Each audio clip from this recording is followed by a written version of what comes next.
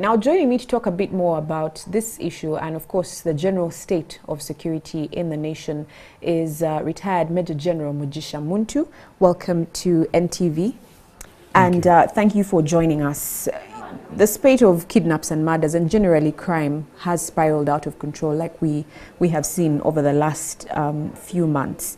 There's a general sense of fear, you know, amongst people, and a lack of confidence, of course, in the government. Are we safe? That's the question that everybody is asking. Are we safe? How do you think we got here? Well, first, it's a tough situation that we are faced with. It's tough, I believe, on those who are meant to maintain law and order, and those who are involved in the security operations. It's tough on the population, the citizens, because people are quite fearful.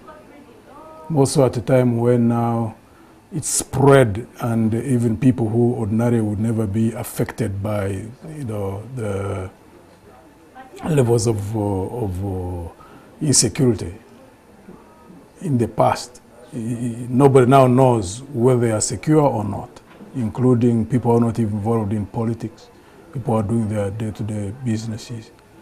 So my hope is that, one, I've heard a number of statements from the regime talking about getting tough on crime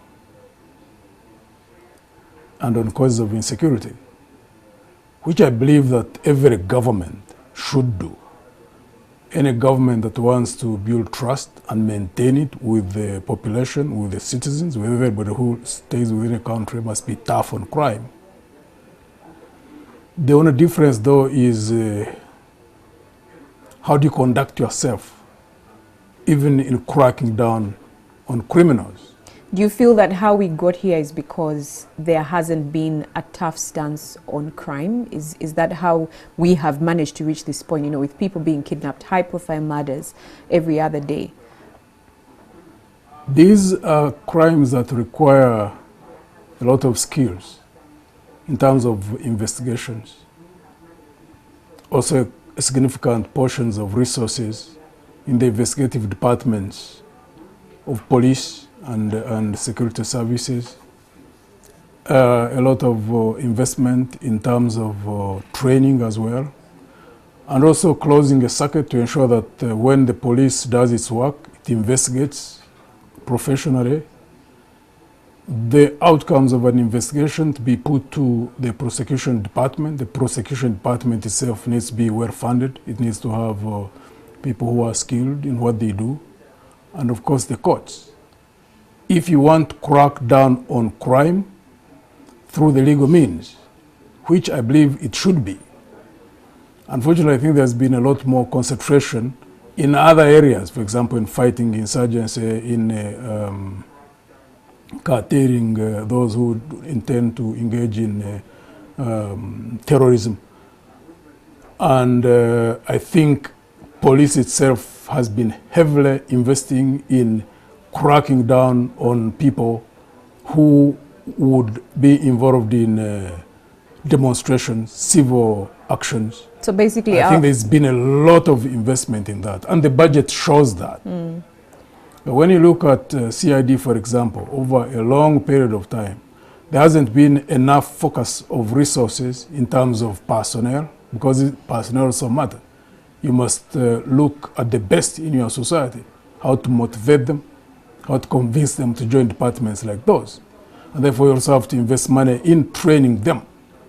And when it comes to situations of this nature, where you have to carry out investigations to a point where you are sure that the people whom you've got are the culprits, and you will be able to prosecute them successfully in the courts of law, you need to have invested quite significant amounts of time and effort and resources in those areas.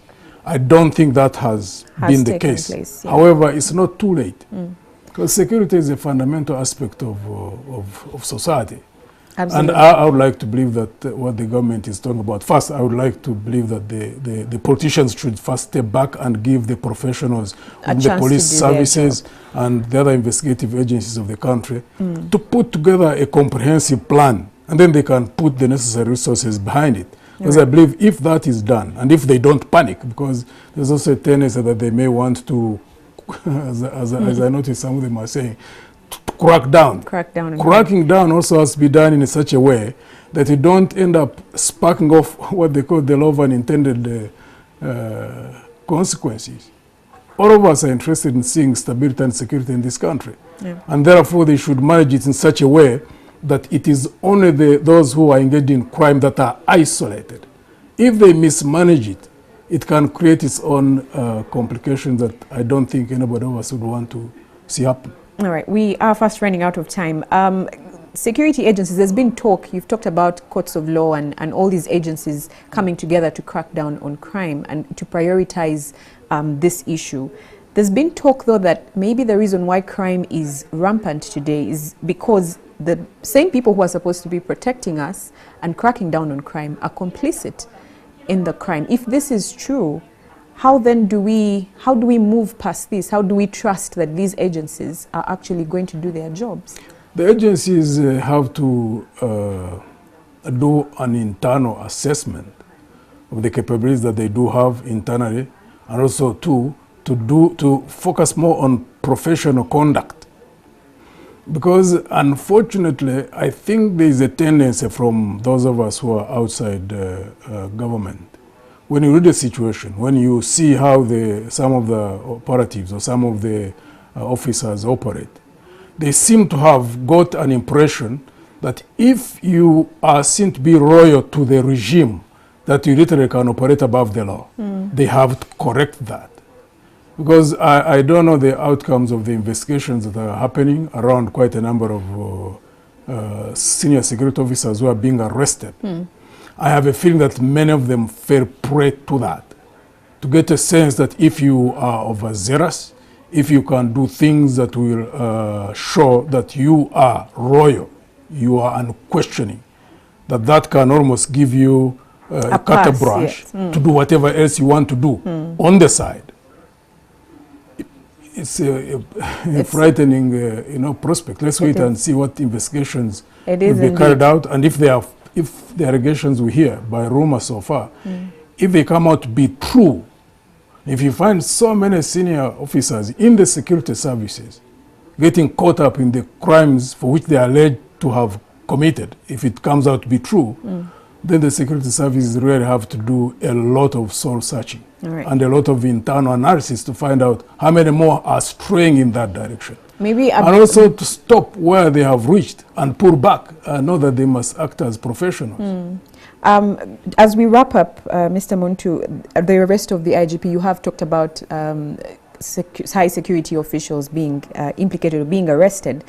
We have seen, of course, the former IGP being arrested. The president, of course, lauded him as a loyal cadre, like you have mentioned.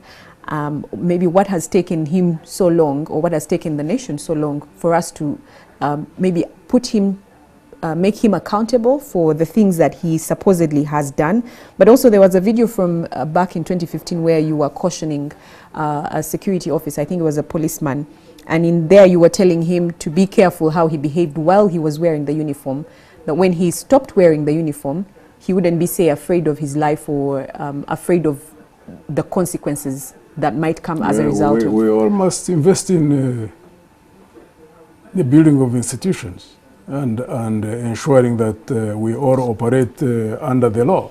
Because one time you are in government, even if you are not in uniform, you may be a minister, you may be whatever you are, but you need to know that at some point you won't be in that position. And therefore, when you are out there, you are exposed. If there's no law to protect you, what happens? In trouble. I mean, this should be just logic. My hope is that all of us who are outside government, those who are in government, that invest all our efforts and energies and focus on ensuring that we have a country where we are all equal before the law.